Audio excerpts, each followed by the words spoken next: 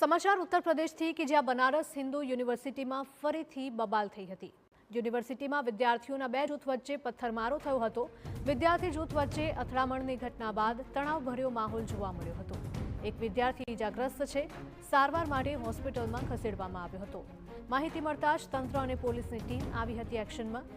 યુનિવર્સિટીમાં ચુસ્ત પોલીસ બંદોબસ્ત અને ડ્રોનથી બાજ નજર રાખવામાં આવી રહી છે। મળતી વિગતો અનુસાર યુનિવર્સિટીની બે હોસ્ટેલોના વિદ્યાર્થીઓ સામસામે આવી ગયા હતા। રૂયા હોસ્ટેલ અને બિરલા હોસ્ટેલના વિદ્યાર્થીઓ વચ્ચે કોઈ નાની વાતમાં વિવાદ થયો હતો અને પછી વાત વણસતા ઘટના પથ્થરમારા સુધી પહોંચી હતી। કેટલાક વિદ્યાર્થીઓએ એક વિદ્યાર્થી પર હુમલો કરતા તેને ઈજાઓ પહોંચી હતી અને તેને હાલ ટ્રોમા સેન્ટરમાં ખસેડાયો છે। હુમલો કરનારા યુનિવર્સિટીના પૂર્વ વિદ્યાર્થીઓ હોવાનું સામે આવ્યું છે કે જેમણે હજુ પણ હોસ્ટેલ પર કબજો જમાવેલો છે।